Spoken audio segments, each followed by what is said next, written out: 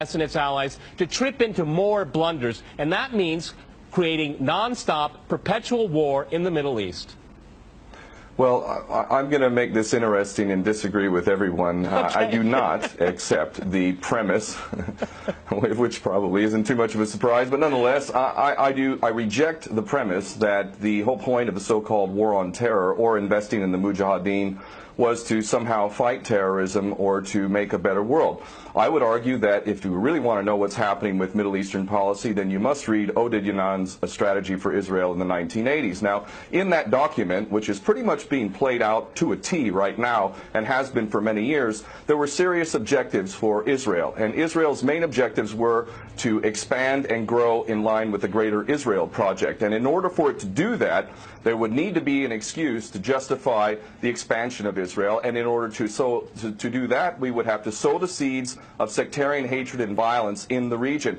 The number one target of this plan was Iraq. We've achieved that. That's not a failure. That's actually a success. Iraq is a failed state largely. It is an absolute basket case. Sectarian hatred is absolutely insane. We see the beheadings and all of this madness, and we think it's a disaster. No, it's not at all. In fact, it's all part of the plan to break up Iraq into 3 different states.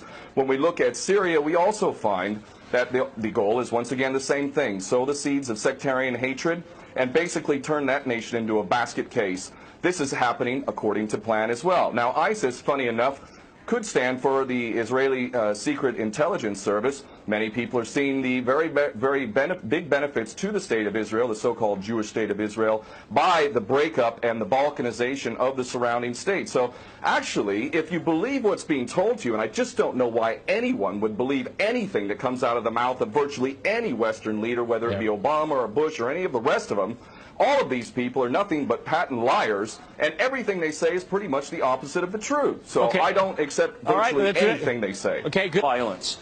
Barack Obama did not bite at the opportunity to get involved in Syria a year ago. In fact, at the time when he was ready to start bombing Assad just about 13 months ago, and he backed off as soon as the first excuse came to mind. We've been supporting ISIS in Jordan, in Turkey, through our proxies in Saudi Arabia and Qatar. There is absolute continuity between the policies of Iraq and breaking it up and breaking up Syria as well. It is beyond naive to suggest that the U.S. doesn't have its fingerprints all over ISIS. In fact, tell me this: why has ISIS never once, or al-Nusra Front or al-Qaeda, not once have they attacked Israel? In fact, ISIS militants are getting medical attention in the Golan Heights and in Israel itself. What does that tell you?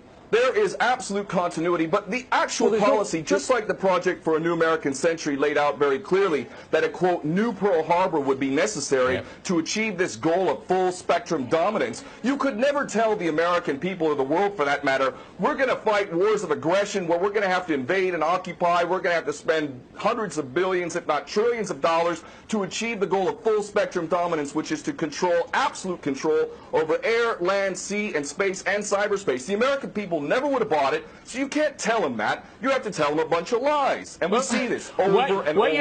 What you have to do, Ken, if I can go... It would absolutely no question that there must always be a boogeyman. In fact, you're sitting in Russia now.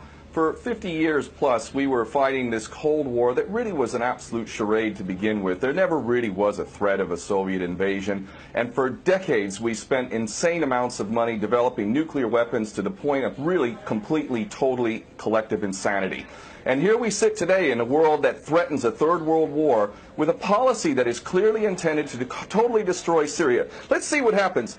If we take Bashar al-Assad out of the equation in Syria, does anybody with half a brain not understand that that vacuum that's going to be created is going to be a vacuum filled by the most powerful interests there? And who is that right now? Well, that would be our best friends and allies, these little Frankenstein monsters that we create, whether it's al-Qaeda or al-Nusra Front or the latest ISIS monster that we've created. Those are the ones that are going to fill that vacuum, and that fits perfectly in line with Oded Yanan's A Strategy for Israel in the 1980s. And if these other two gentlemen haven't read that document, I seriously suggest you do. Another thing that's really worthy of pointing out is the so-called Islamic State is anything but Islamic. And yes, there is a war on Islam.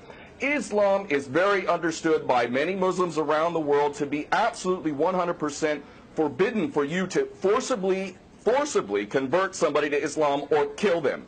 This is totally untrue. Back in the medieval times, when there was Muslim empires, it was an absolute understanding and policy amongst the Muslims who were in charge at that time that those who practiced whatever religion were allowed to continue practicing that religion, and they were not even forced to pay taxes into the Muslim empire itself. However, if people wanted to practice that religion, they would not be able to derive the benefits of the tax system and so on and so forth. The bottom line is no Muslim in their right mind would justify going in and literally executing men, women, and children simply because they don't convert to your religion. These people are not Islamic. They are creations of the monster, which is the empire of the United States and all its cohorts in Israel and England in particular. And this monster is purposely created to justify the continuing insanity of the never-ending war policy, which is really the core of America. And that is exactly why I renounced my U.S. citizenship. This madness cannot be considered anything but the major threat to the world. Okay, Peter, in New York, one of the things we've seen... There are very obvious solutions. One is to arrest the traitors in the U.S. Congress and White House who have sworn to uphold the U.S. Constitution, and somehow the American people have sat by while the President has afforded himself the power to execute anyone, anywhere, anytime, for any American citizen to be detained without any due process of law, no representation, incognito, and theoretically he could be condemned to death by a military tribunal in secret and executed. All of this operating under supposedly the United States Constitution. So all of these traitors need to be arrested, first and foremost. When Netanyahu came to the Congress a couple years back, he received 29 standing ovations by these cowardly chicken hawk traitors. So the American patriots need to stand up and grab a pair